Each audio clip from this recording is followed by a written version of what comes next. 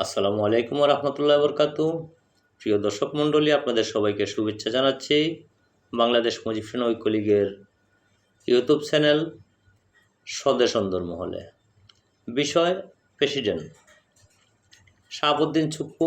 আপনারা জানেন গত শুক্রবার উনি পদত্যাগ করতে বাধ্য হয়েছেন। তড়িঘড়ি করে ওনাকে বন্ধের দিনে পদত্যাগ করতে বাধ্য করা হয়েছিল।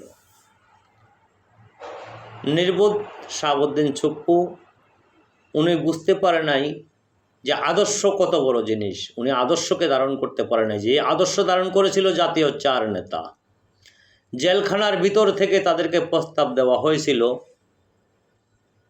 তাদের সারা জীবন এবং তাদের 14 পুরুষকে সারা জীবন বসে বসে খাওয়ার মতো ব্যবস্থা করে দেওয়া হবে, বাড়ি গাড়ি অর্থ সম্পদ যা আছে সব কিছু দেওয়া হবে এবং ক্ষমতা সহ প্রধানমন্ত্রিত্ব প্রেসিডেন্ট অনেক কিছুই তাদেরকে দেওয়া হবে।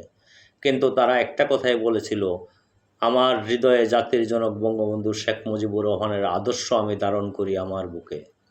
আমি কখনো জাতির জনকের আদর্শের সাথে বেমানি করতে পারবো না, বঙ্গবন্ধুর সাথে বেমানি করতে পারবো না। সেই নেতাদের মতো সেই নেতাদের নাম আজকে স্বর্ণাক্ষরে লেখা আছে। শাহাবুদ্দিন ছুপ্পু সাহেব, আপনার নামটাও স্বর্ণাক্ষরে লেখা থাকতো আপনি যদি আওয়ামী লীগকে ফ্যাসিস্ট না বলতেন, জাতির জনকের আদর্শকে ছুঁড়ে না ফেলতেন, দীর্ঘ 16 বছরের ক্ষমতাকে আপনি অপব্যাখ্যা না দিতেন, তাহলে আপনার নামটাও স্বর্ণাক্ষরে লেখা থাকতো। আমরা জানি আপনি লিখিত বক্তব্য পাঠ করেছেন, কিন্তু লিখিত বক্তব্যটা পাঠ করার আগে অবশ্যই আপনি একবার হলো রিডিং পড়ে দেখেছেন। আপনার উচিত ছিল সেক্ষেত্রে যে আমার দ্বারা সম্ভব না আমি আওয়ামী লীগকে ফ্যাসিস্ট বলা, জাতির জনকের আদর্শকে ছুঁড়ে ফেলে দেওয়া এবং মুক্তিযুদ্ধের সপক্ষের শক্তির একটা বিশাল দলকে আমি অপমানিত করা আমার পক্ষে সম্ভব না। আমি বুকে ধারণ করি জাতির জনকের আদর্শকে।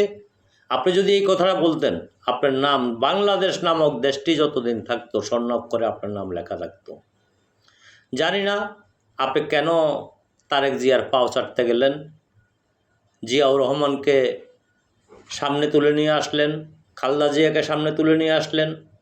আপনার মনে কি ছিল সেটা আমরা জানি না। দর্শক, আপনাদের সকলের বিবেকের কাছে প্রশ্ন করে গেলাম যে আদর্শ বড় ছিল না পাও চাটা বড় ছিল। আশা করি আপনারা সবাই কমেন্টের মাধ্যমে জানাবেন। ধন্যবাদ সবাইকে। জয় বাংলা, জয় বঙ্গবন্ধু।